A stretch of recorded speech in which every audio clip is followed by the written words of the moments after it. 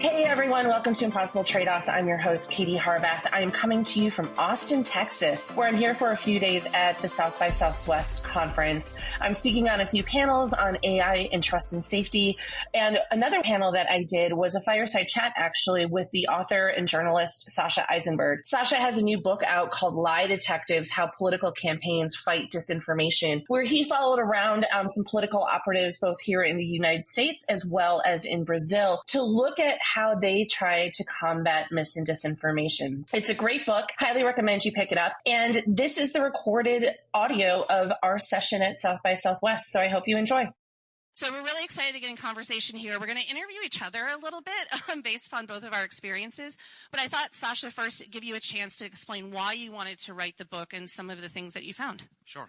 Thank you, Katie. It's good to see you all. I wrote a book that came out in 2012 called The Victory Lab that was about a lot of innovations that had taken place in campaigning, largely between 2000 and 2010. Almost all of it focused on the offline world, like people just getting smarter about sending direct mail and knocking on doors. And people had asked me, when are you going to write a sequel to it? And I hemmed and hawed because most of the stuff in that world seemed very incremental. And what really struck me a few years ago is the interesting sort of frontier of innovation in campaigns was this question of how campaigns deal with disinformation and the newly asymmetric environment that a campaigner, could be working for a candidate or a party or labor union or a super PAC, has when your opposition is not another candidate or super PAC, but could be an individual, could be a foreign intelligence service, could be somebody trying to make a buck or create mischief and operating under a completely different set of constraints and incentives and motivations than you are. And so I thought that there had been a lot written about disinformation from the perspective of as a challenge to democracy, as a problem for society, what it meant for individual citizens trying to navigate the sort of world of online lies, some good investigative reporting on who was behind it, a whole lot on what the platforms were doing or should be doing, but nobody had looked at this from what does somebody who's trying to win an election do day to day when they are facing down a whole new set of challenges online. And so I spent basically the course of the 2022 election year reporting on people who were on the front lines of this fight, mostly in the U.S., but I spent some time in Brazil before the elections there that fall, and that was my goal. And so, I choose to start this book, Katie, basically in the aftermath of the 2016 election, which is the moment that in the U.S., at least, this is understood to be a new problem. I think there are a lot of people in American politics at the highest rung who had thought about communication, thought about messaging, strategy, and never said or heard or spoken the word disinformation. And then all of a sudden, especially among Democrats and folks on the left, center left in the U.S., it becomes like the only thing they're talking about in terms of challenges facing campaigns. So can you tell me, you were at Facebook throughout 2016. Take us back to what changed at that moment and first how you saw it from within the company, but also what it meant for the people you were working at parties and candidate campaigns for their work. Yeah, absolutely. I actually like to take this back to May 9th, 2016. So the reason I think this is a big, major milestone in what we're talking about is that was the day of the Philippines election. If any of you are familiar with Maria Ressa, who's done a lot of work, Nobel Prize winner on this, that was the election where she started facing a lot of attacks for her reporting and things on Duterte as a candidate and then the Duterte administration. That was also the day that a controversy broke for Facebook. It was generally we called it the trending topics controversy. But this is where a consultant had accused the company of suppressing conservative content in this trending topics feature that we had. And that sort of blew the doors open a bit. There had always been grumblings kind of behind the scenes by Republicans about Silicon Valley being left-leaning and stuff like this. But this sort of broke it out in the open. A month later, you have Brexit.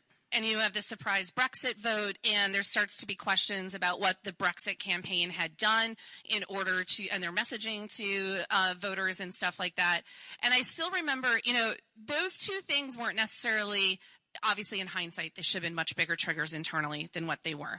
But a lot of the conversations we were having, and The Economist came out with a cover story in September of 2016 that was called Post-Truth Politics. And I remember going to some product people being like, how in the world would we ever even try to determine what is true or false? How could we do that at scale globally? And everyone's like, oh, we don't want to touch that. Like, how in the world would we ever do that? And then November happens, and Trump wins. And the first conversations following the 2016 election were not about Russian interference. That came later.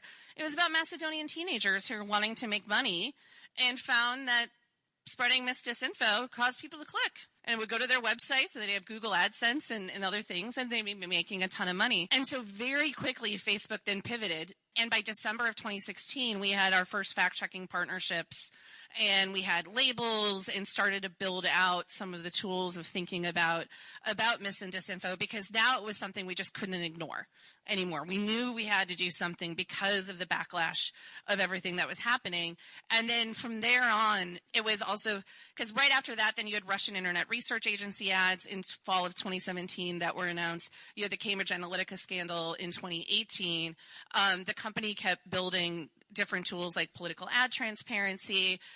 Some of you might know the phrase coordinated inauthentic behavior. That was the policy we created to deal with what the Russians were doing. And so it was a real what felt like a very quick change of posture from the company, of a different way of thinking about how to deal with the content moderation and deal with these issues. And I think from the campaign standpoint, and I'm kind of curious of like why one person that you follow a lot, Jory Craig, who's a Democratic campaign, is operative the right word? I'm not sure. On this is that now campaigns are like, wait, what are the new rules? What's allowed? What's not allowed? What can we do? How do we, hey, companies, what are you doing? There's like talking to the companies about it, but there's also trying to figure out, okay, what can we do if we see this happening? How do we combat it? It was a whole new space for them too. So I'm kind of curious, like, why you chose to do that and some of the things you found in following them. Yeah, so Jory Craig's basically the main character of this book to the extent that there is one, and she's this fascinating figure. She, at the end of 2016, she's 25 years old. She's grown up in Illinois, like model UN nerd who ends up working for a Democratic consulting firm in Washington, D.C. called Greenberg Quinlan Rosner that happened to develop a specialty doing international campaigning. And so she becomes a digital consultant and is being sent out to advise candidates and parties on every continent, in every country except for the one, not in every country, but everywhere except for the U.S. And so she's doing, she's helping a parliamentary leader in Moldova do a Facebook Live in 2012, right? She's everybody wants their little piece of like the Obama internet magic, and 20-something Jory Craig is like the ambassador of the cutting edge of American thinking about the internet around the world. And after 2016, all of a sudden, everybody in Democratic politics wants to understand how to. What is this disinformation? What do we do about it? I mentioned, Rob Flaherty, who's now the deputy campaign manager of the Biden reelect. He was their digital director in 2020. He's overseas based. He was the White House digital director. He jotted a line in his notebook. He was in a junior job on Hillary Clinton's campaign in 2016. Well, we should look into disinformation. Never got around to it before Election Day. After Election Day, everybody was getting into it. That feels like me at Facebook. I was like, oh, this is going to be a big problem for the German and French elections in 2017. It was like a note, like, check into this after November. Yeah. And so everybody is asking, like, who do we talk to about this? Top folks at the DNC, at the other Democratic committees, at, donors, the AFL-CIO, and they start asking their networks in November, December, January, who should we be talking to about disinformation? Like, what are trolls? What are bots? What do we do? And they eventually all find their way to Jory Craig because she has worked in Gabon and Panama and various places in Eastern Europe where a lot of the things that were total novelties for American politics were sort of taken for granted. The idea that rumors are a big part of the political process. For us, this was a big, in the U.S., it's like the idea that a presidential candidate had to deal with rumors at scale was radical. Many countries on earth, this is what politics has been for forever. The idea that you would have partisan or ideologically motivated media organizations feels like a sort of novel. I mean, it wasn't in the 19th century. For most of the 20th century, though, we're in a moment of radical departure. Foreign influence operations in campaigns, this is something that is common throughout the world. And so Jory Craig ends up being the person that can come closest to answering these questions for the most important people in Democratic politics.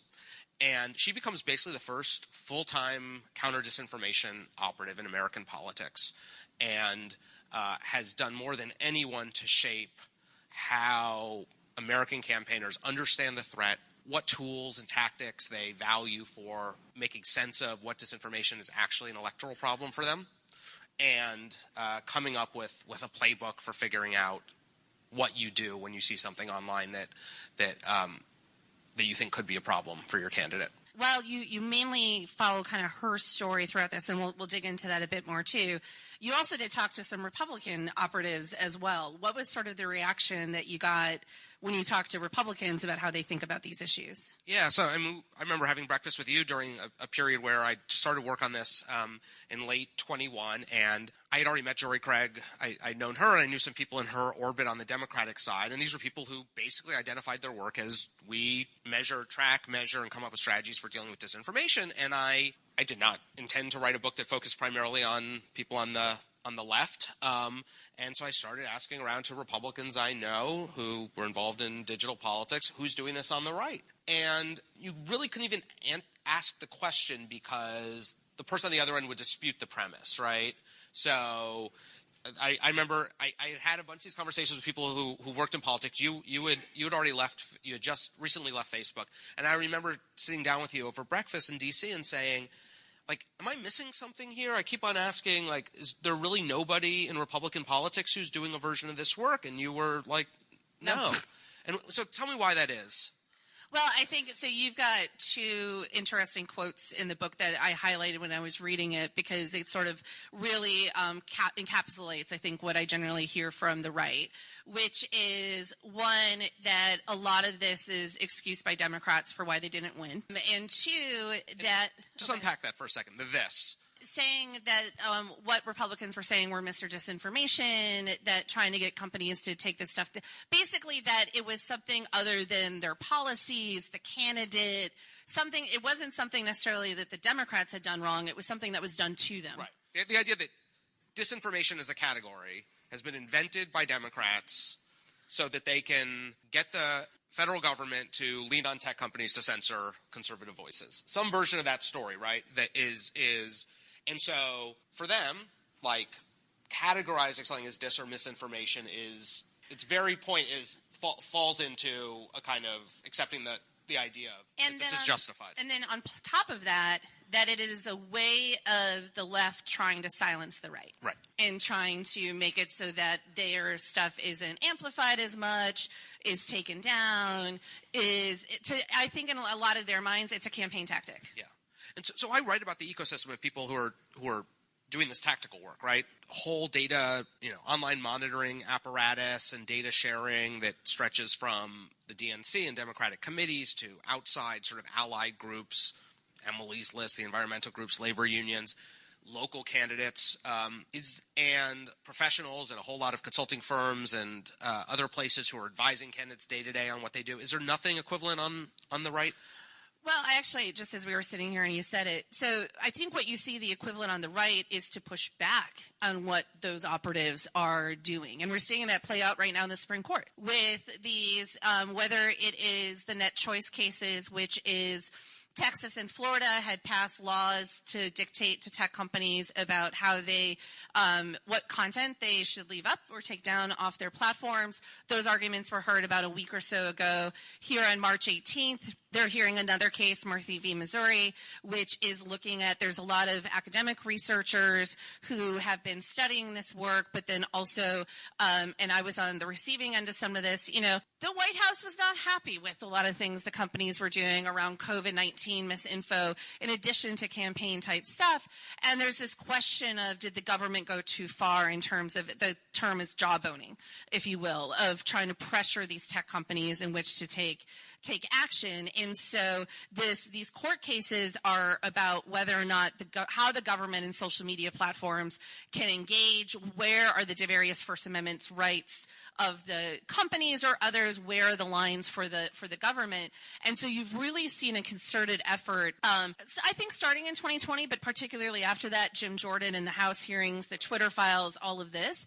It is a mounting campaign against what they see, again, as an attempt by the left to censor them through the guise of mis and disinformation as part of that. And so it's coming at it from a completely different angle. So I wouldn't say it's like fighting mis or disinformation and that trying to find like they're saying false things about them, et cetera. It's more of like we're standing up for our right to say what we want to say and what we want to campaign on. There seems to be a sort of hinge moment in this. There's a period in – so, I'm writing about these folks, and one of their big challenges is, what you might call social listening, social media monitoring. Like, what are people talking about online? And then using analytics to actually determine which voters are likely to be seeing this. Is it likely getting in front of people whose opinions we care about? Is it getting in front of people who are even in the state that I'm running in, for example, right? And then figuring out how you respond to it without amplifying a charge that you don't like. And then simultaneously collecting evidence of content or behavior online that is violating a given platform's policies. Or that they think violates. Or that they think violates it so that they can report it and put in a takedown request and handle it that way. It did seem like there was a moment a few years ago where the major social platforms were at least were making significant public efforts to be seen as participants in that process. And a lot of that is we're hearing about cuts in like trust and safety teams and pulling back from content moderation. We're not seeing the big – before 2020 there were big announcements about here's our election program.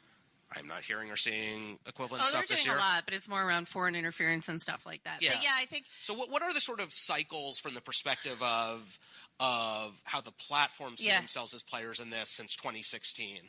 Well, and if I can actually go a little bit earlier than 2016 again, just because you and I were talking earlier, if any of you are longtime South by attendees, you might remember in sort of the early 2010s, again, the 2012, 2014 timeframe, you would actually have a lot of politicians that were coming here to South by. They were speaking because they wanted that connection to tech. It was cool to be connected to tech. You were getting a lot of you were getting earned press stories of being on the cutting edge and how were you using these the things you read about in Victory Lab. Like they wanted to tout that type of stuff, and a place like South by would be able to do it. And so you had actually starting back in MySpace actually hired somebody to work with candidates back in the day to get them to kind of use the platform because politicians were interested in it. They wanted to do that.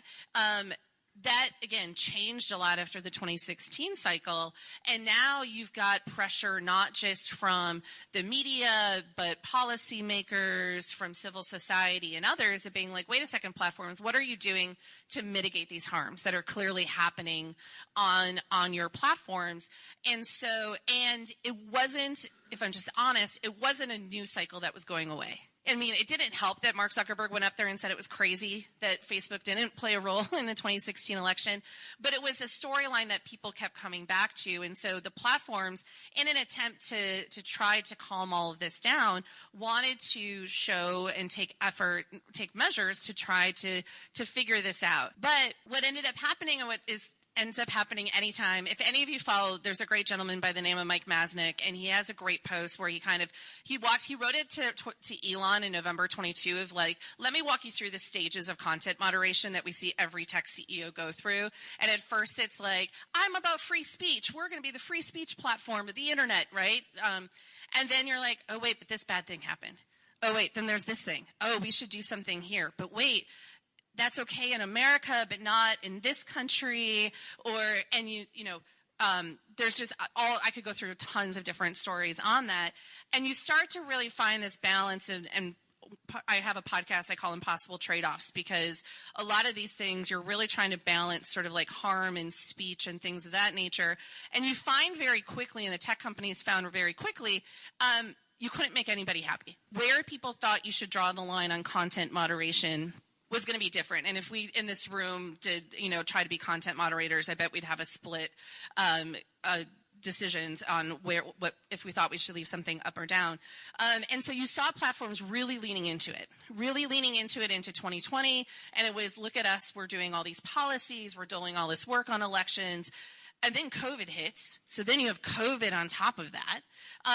And there's a lot of too, like, we want to do the right thing. We want to be good steward. We want to be doing our part in all of this.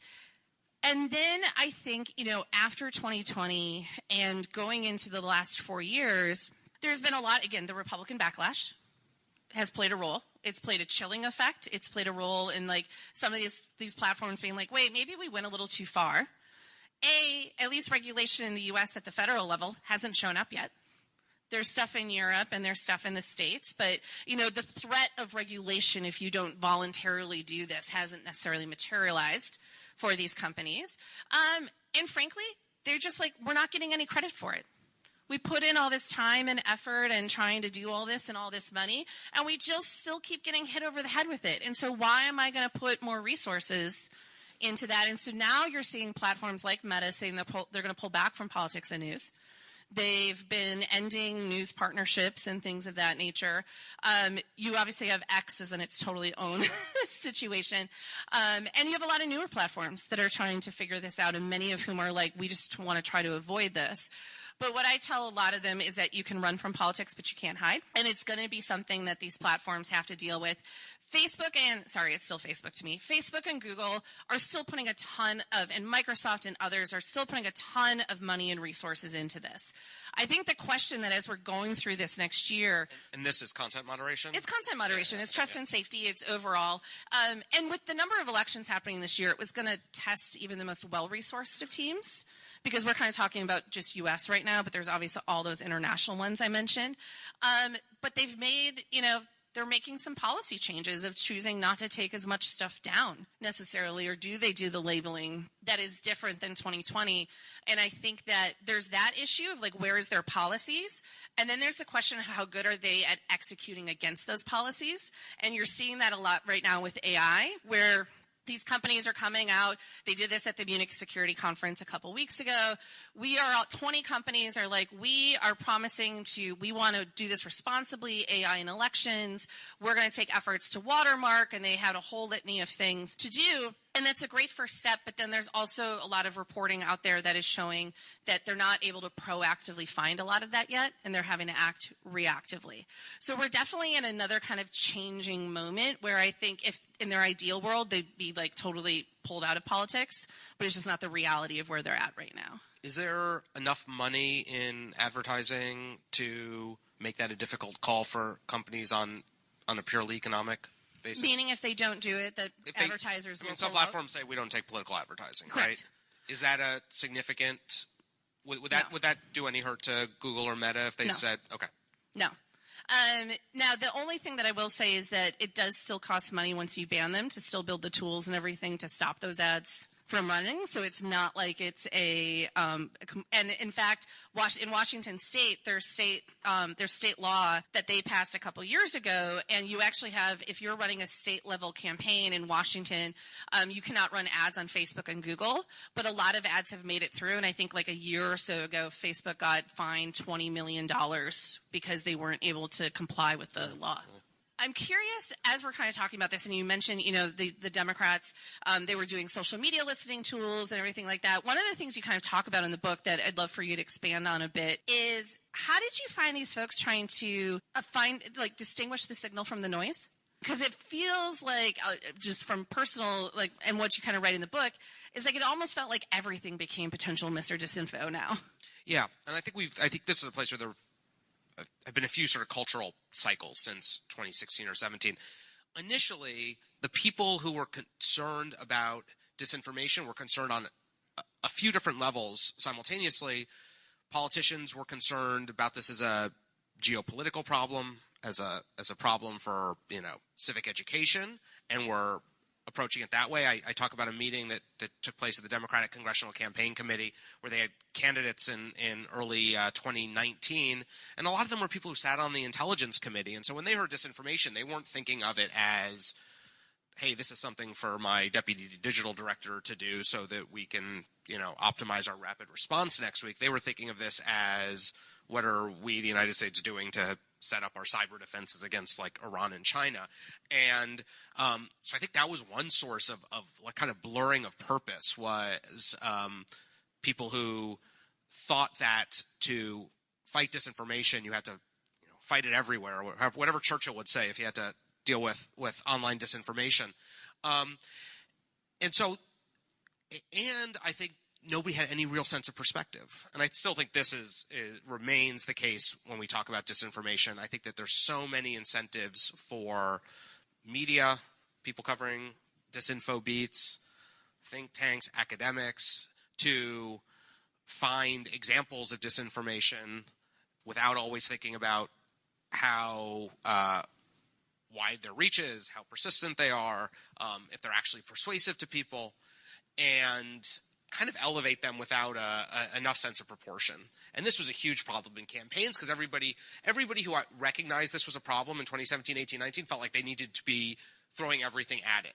And the problem is with online disinformation that throwing everything at something is often not just a waste of resources because it sort of, distracts you from the stuff you could be doing proactively, but it can be counterproductive. There's a lot of cognitive science that suggests that if you correct, or depending on how you do it, if you correct a misimpression, you often can reaffirm it in the minds of people who are open to it. And the way that algorithms work, that engaging with a piece of mis or disinformation online, if you do it in certain ways, can often end up helping to amplify and further spread it. And so the most important piece of advice that Jory Craig had for campaigns that was radical for her to say, and I talk about her write about an experience she had advising Angus King's campaign in 2018, senator from Maine, guy who was on the Intelligence Committee, had been very active in hearings about the Russian threat, was being proactive in hiring a disinformation operative to work on his campaign. And it seemed like all of the sort of internal incentives for his campaign were like, show that we're doing something. And so I have an anecdote of somebody finds that his name appeared on, I don't know if it was 4chan or 8chan or some like QAnon board on, oh my God, the senator's name is on a QAnon board. It turns out it was a list of all the senators who had voted like against Brett Kavanaugh's nomination or something. It was a roll call vote. There were like, 48 names on it. His happened to be like under the K's in alphabetical order. It was like, it was not about him. It was not getting any reach beyond a corner of people who probably, only a small share of whom probably lived in Maine, and even smaller share of whom would ever think about voting for a, Democratic-leaning independent. But it was like, oh, we found a disinformation, like, to the barricades. Let's do something. And Jory Craig was in the position of giving the advice, no, do nothing. Like, often the choice is when to act and when not to act, and the correct answer is when not to act. But to make that decision as a campaign, you have to have a lot of data, a keen understanding of how, look, some things do move from an 8chan board eventually to national news, right? Some of them don't end up being seen by 7 people in Maine, but end up eventually reaching hundreds of thousands of people in Maine, and maybe are not just reaching diehard conservatives in one small corner of the internet, but end up getting in front of voters whose opinions you care about. And so a lot of the tools that are about distinguishing signal from noise are about mapping out the patterns under which signal becomes noise. And the noise is a particular challenge to it's very different from the perspective of a campaign than it is from the perspective of a policymaker, than the perspective of a platform, which is thinking about what a company thinking about what's going out on their platform. What a campaign cares about are the opinions of voters who are persuadable and the views or interests or enthusiasm of people on their side who are potential donors, volunteers, supporters. Basically everything else is noise. And so much of what I think that the kind of like disinfo industrial complex does is right now is surface stuff that is not necessarily reaching large audiences, but it's like, hey, we found a disinformation. Everybody needs to be alarmed about it. And I think for a campaign, the real difficulty is if you spend every day just responding to crazy things that people say about you online, you would never talk about the issues you care about, talk about your candidate's record, talk about your opponent's record, motivate your own supporters by getting them excited about your chances of winning and all the things you want to be doing. And so, so the big thing is having the confidence to know that doing nothing is the right move. Can I ask a follow-up? Because I think also part of that, too, is if you respond, you might even get more traction. Yeah. than what it did. But then I also have to imagine, too, how were they also dealing with just the general, like you mentioned, there was a lot of civil society, there was a lot of media coverage on this. That had to play a role, too, of them trying to figure out, because I bet they had a lot of those donors and other people being like, there must be Russians. Where's the Russian stuff? Go find it. Yeah, and the fact is that what they learned worked best in terms – so a lot of these people, they're political operatives. They've, been digital advisors on campaigns, and all of a sudden they're put in this, quasi-lawyer role dealing with the platforms after – in that post-2016 period, because you guys are writing these increasingly legalistic codes of what is – acceptable on platform and what isn't. And if they want to actually get a piece of content taken down, they need to argue it the way that you would argue in court, where you go to the letter of whatever. And they're actually finding that the stuff which is most effective to get things taken down are the things that are not necessarily, it's finding impersonation violates something, and that's pretty clear. But things that are more politically fraught as to is this true or not are going to be more difficult. So some of what they're doing is, even though the pressure from a policy perspective might be like, let's do something about disinformation, there are too many lies online, the way that they're negotiating with the platforms is like, oh, no, this is coordinated and inauthentic behavior. This is about bots. Everybody kind of agrees bots are bad, right? I tell the story of the Biden campaign in 2020, which had more time and money to devote to this question of how to respond than any other entity. And so that guy, Rob Flaherty, who I mentioned had worked on the Clinton campaign in 2016, ends up the digital director for Biden in 2020. And the campaign's raising more money than they ever expected. And he ends up with $10 million new in his budget in the summer and decides he's going to finally do the big, robust disinformation research project he wanted to. And what they do is, first of all, a major survey project. So they identify all the potential negative online narratives that the campaign may face. These are some things which are clearly disinformation, like they're based in indisputable falsehoods. And there are some things that are not clearly disinformation, but are things that if they took hold or would be particularly harmful to Joe Biden. Like, he is old, for example. So I'll use the term disinformation, but caveat, some of these things are not the same. But anyway, so they poll, they care two questions. One, are you aware of this storyline? And two, does it make you less likely to vote for Joe Biden? So they are asking people about what then, using Trump's nickname, the Sleepy Joe narrative, which is the thing we're hearing the most in the news now, that he's old and maybe suffering some sort of mental decline or dementia. Creepy Joe, which you heard a lot about 4 years ago, you don't hear so much anymore, which is that he's touchy with young women, that got increasingly sort of QAnon inflected at various points in 2020. Stuff about Kamala Harris's record as a prosecutor. They also made up these red herrings that they put in the survey just to actually test whether they were getting what the baseline of honest responses was. So they asked people if they had heard the story that Joe Biden belongs to an all-white country club, which is in no way true, and if it would be likely to make them change their opinion.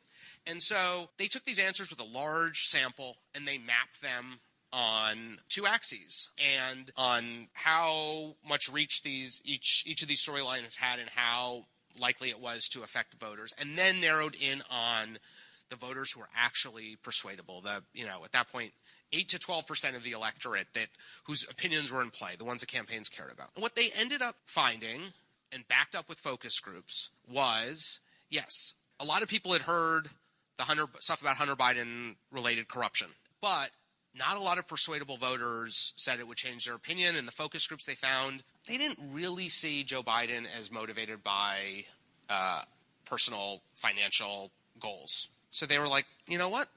We don't really have to worry about that much. At the same time, they found that the Sleepy Joe thing was a real problem. And focus groups revealed what the basis for that was.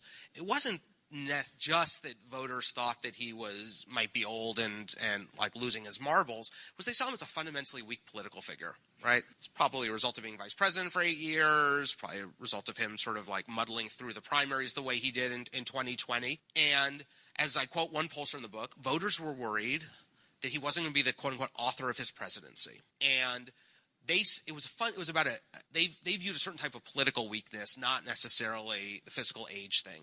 So there were people on the campaign, press secretaries, who were saying, okay, we have a problem with this perception of him being old and slow, so let's have photo ops of him biking or running up the stairs of the airplane. And it was like, no, that's not actually going to address voters' concerns. The solution that the campaign found most effective pushing back on these storylines was like the most boring thing in political communications, which were like 10 and 15-second digital videos of just Joe Biden speaking to camera, some taken from like his convention speech, unedited, saying what he was going to do and why he cared about it. Because actually, voters wanted to hear, they were concerned that he might be a puppet of other people if he went into office because he wasn't that weak, and having Joe Biden say, hey, these are my priorities, and you hear it from him and he can articulate it, satisfied that. And all of that was about what the campaign realized that they were fundamentally doing over the course of this multi-month process was that too often we talk about disinformation as the supply side problem, right?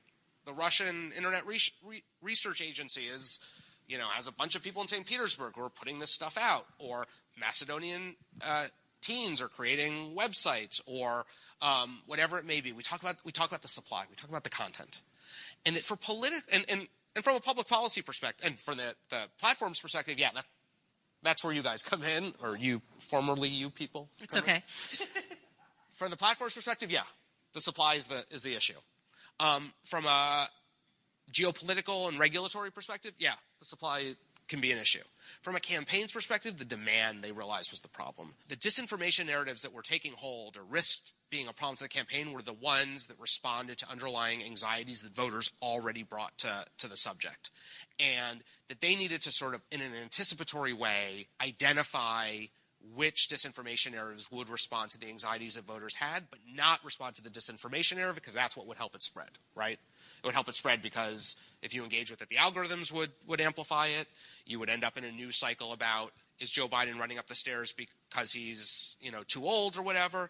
But that if you could get to the underlying voter concerns and address those without them even realizing you're talking about the disinformation narrative, that was the effective thing to do. And so that, I think, is the big, the problem with this as a solution from any campaign's perspective is this took more time and money than any one other than a well-funded presidential general election candidate will ever have in certainly in American politics. And which brings me to something I want to ask you about, which is we end up talking a lot about presidential politics I talked about a senator still running a relatively well-funded re-election campaign. The thing that I, as an observer of this, worry about and think will be a, big ongoing problem is what is happening down ballot.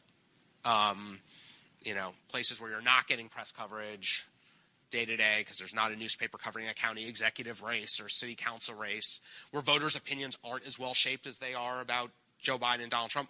Part of the reason that they could do this was like, if only 8 or 12% of the electorate was really in play, you could really narrow in on them. If you're looking at a nonpartisan county executive race where voters don't know either of the candidates, like, I bet one small piece of content that tells them something that they didn't know, whether it's true or false, could have a huge impact. First of all, take us inside the platforms now.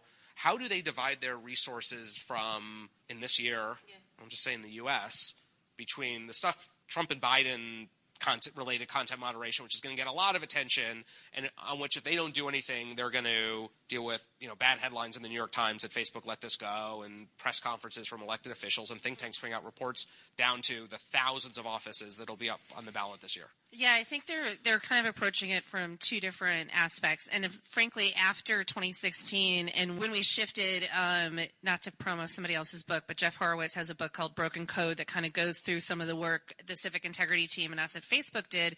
And part of that was looking at the hyperlocal level. And I remember when I was there, we were trying to think about how we could prioritize. We were trying to think through, okay, not every single county is in play necessarily. It's usually, I'm from Green Bay, Wisconsin, Brown County. That's one of the swing counties usually of the state. So we were trying to think about where we could prioritize that way of potentially trying to find this.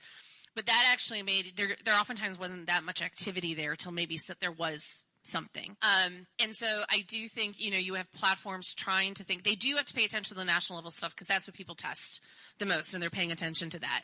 And then it's sort of thinking about, okay, how can we go down ballot, both in terms of thinking about, a lot right now is on AI deepfakes. I'm particularly worried about deepfake audio in these types of situations. But even getting a list of candidates, because I've been asked now, as I work for a company called Duco, that's a tech consulting firm, and we have clients coming to us being like, we want a list of every candidate. We'll just say the United States. They want the world. And this is what I call is a seemingly simple list that is actually quite complex to build, because there aren't, all of this is scattered across thousands of elected officials all around the country. To even have something as simple that if somebody punches in that candidate's name, something happens. But also there's a lot of common names. There's, again, this is one of those things you keep peeling back the layer of the onion. And so they're trying to think through that. I do know, too, that a lot of these platforms are also really trying to work with campaigns on the local level of giving them cybersecurity tools. So we're not necessarily talking exactly like that, but that can be a component of mis and disinfo as well. And so trying to help them to even just simple things like strong passwords, two-factor authentication, support for their website. So your Cloudflares, your Googles, your Microsofts are giving a lot of these security tools and trying to find scaled ways in which to get those to campaigns and working with folks on that. But it continues to be a real challenge because, like you just said, there's not as much local journalism, and for fact checkers to be able to find that more local stuff and think about what to be able to do with it is just, it continues to be a challenge and will continue to be a challenge as we go forward. You said that deepfake audio, you singled out deepfake audio as if I understood you, more of a concern than video or other. I just think there's less contextual clues for audio. So if you have a video or an image, you might be able to see, wait a second, that hand has 6 fingers, not 5, or that ear is slightly cut off, or like that looks, there's some stuff that you're like, that doesn't look exactly right.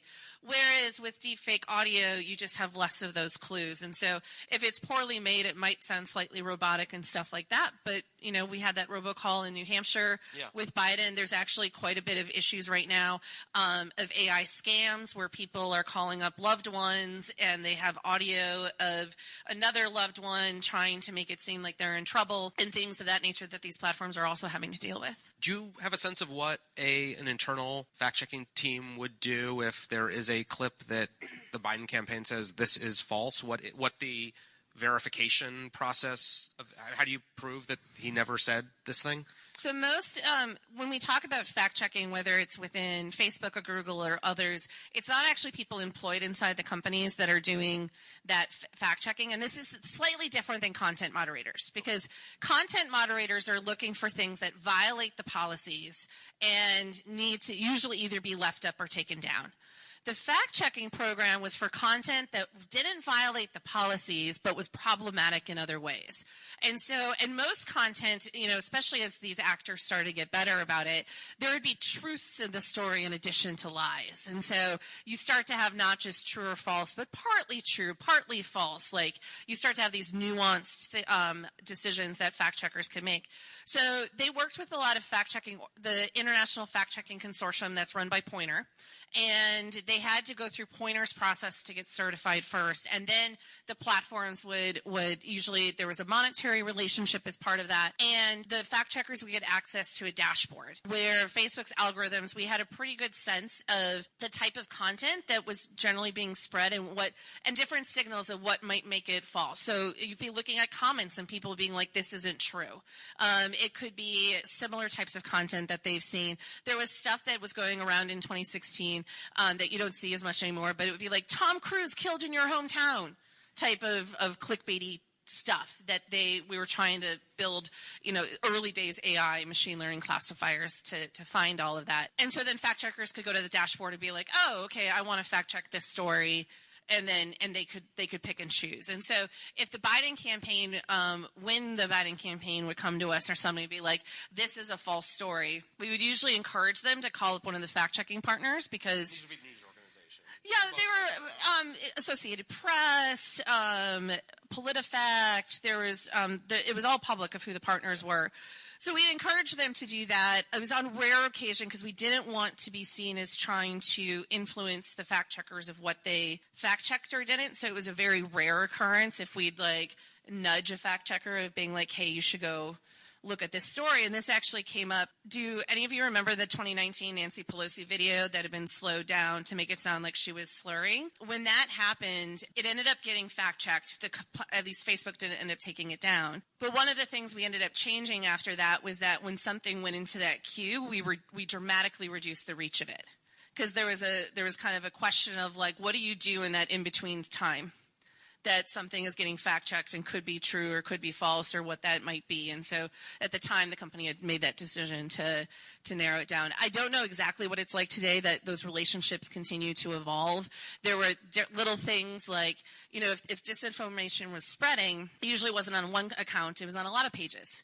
It was being posted a lot of different places. And so trying to make it more so that a fact-checker didn't have to go and, like, individually select each one, you could just do it once and it would, like, spread out to other ones. You mentioned in passing early AI detection tools. There's a lot of talk, as we've done, about the use of generative AI for deepfakes and different media.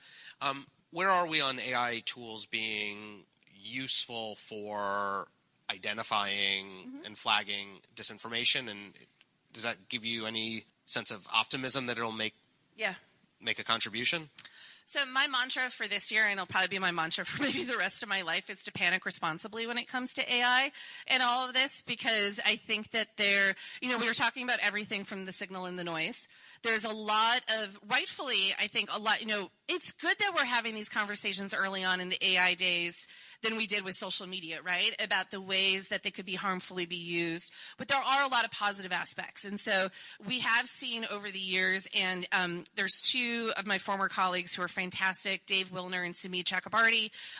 Plug, Dave and I are doing a panel on Sunday, if you want to hear more about this and AI and trust and safety and all of that, who have been doing some more studies into using large language models for content moderation, because humans are fallible too. Humans make mistakes. There's the psychological side of all of this that goes into doing content moderation, especially the worst of the worst, when it involves children and other really harmful things that I think that most people would agree, would rather have machines to be able to do that rather than people having to spend their entire days doing that. And so you continue to see companies invest in that. And I think you'll continue to see academic research and others trying to think about some of those guardrails. And this kind of brings me to a question I wanted to ask you that you cover in the book a bit. Burnout. Doing this work is not easy, and it can feel at times like you're a little drop of water in an ocean of things, and it can feel like you're not making progress. And that's something you touch on in the book. I don't know if you would expand on that a little bit. This is the most classic spoiler. No, the end of the book is that some of these characters that you've sort of seen over the course of the year, some of them decide that they can't do this anymore, or that they've sort of lost the will. And some of it, I think, is the literally sitting at your computer every day, looking at some of the most terrible images, reading the most terrible stuff, thinking about what the most terrible people in the world are going to possibly do with it. That is just, like, exhausting in all sorts of ways. And then I think that they think that their jobs have gotten more difficult, and that they are, helping, the folks who did the work on the Biden campaign I described feel like they made a useful contribution in helping the campaign identify and sort of mitigate and prepare for certain disinformation narratives. They look at the overall environment, and that's, they put a lot of blame on the platforms, but not exclusively the platforms. That, like, overall it is getting more and more difficult to make a meaningful dent in the volume and intensity of stuff online. And the big shift I think that they're recognizing is that more and more they're not just thinking about the problem as an individual piece of content, a slowed down video of Nancy Pelosi to make her sound drunk. Now you're dealing with people who are living in a world of, like, totalizing conspiracy theories. I think we see this on vaccine skepticism. We see this on election 2020 election result denial. We see this on sort of QAnon stuff where, increasingly, I think misinformation, disinformation is not the right framework to think about what you're dealing with. You're dealing with, like, de-radicalization is probably the more apt challenge here. And I think that the people who are doing this work day to day, the people who would have the institutional expertise and experience to give the best advice that needs to be made minute by minute, hour by hour in a campaign context are less willing to keep going back to this every year. And I guess we'll end on this note. I mean, so almost everybody writing the book, you see them grow more fatalistic about they're solving the problems in front of them often and developing new tools and techniques and valuably so, but I think grow more and more fatalistic about the big picture. And I'm wondering, do you want to give us like a note? You could do a sort of panic and a responsibly part if that helps you. But like, if you look ahead to the next few years, what scares you, and what gives you some hope that maybe things will get better on this front? So I do really think that we'll get to a place where we can be amplifying the good parts of the internet and mitigating the bad. There's never going to be a finish line. We're never going to have a perfect equilibrium on that. But and maybe this is how I need to think about it just to get through the day, so I'm not in the corner in a fetal position. But I do think that there continue to be so many great people that are doing this work, whether it's inside companies, outside companies, at campaigns, trying to figure out if these were easy problems to solve, we would have solved them. And so I'm heartened while it is rough work. Burnout is an absolute real issue. People are still, you look at these researchers who are under attack as part of the work that they've been doing to understand this, and they still want to keep doing that work despite because one thing that we didn't mention is doing this work too can come at really great online harassment, physical harassment. Yoel Roth, who is at Twitter, had to move his house because they published his address of where he is at. But I think that we want to try to find the right solution. We want to work on doing that. Oftentimes are just struggling with the fact we can't stop elections from happening. We cannot stop these types of events from coming. And you're not stopping technology.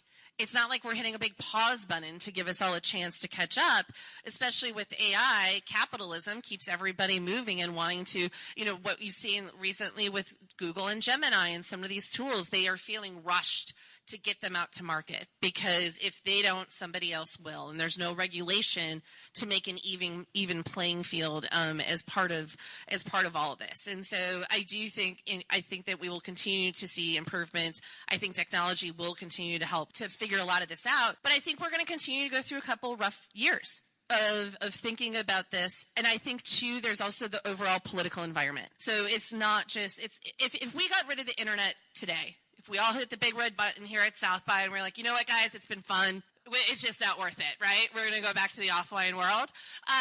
We'd still have these same problems. We'd still have many of these same problems. And so thinking about it, like you said, more holistically, thinking about it to the political environment. And I take some solace as well as that history in our country and our world have seen difficult moments like this too, and we've come out the other side of figuring it out. And I think that we will so as well here. I'll leave one note of optimism that I have. When you started in campaigns in 2003, at the sort of early days of political cyberspace, I think some ideas set in on how campaigns use the internet that were mostly transactional, right? The campaign communicated through the candidate, mostly their TV ads. You used the internet to amplify that message where you could. You basically used the internet when you could to transfer things that you were already doing offline and maybe make them more efficient by doing them online.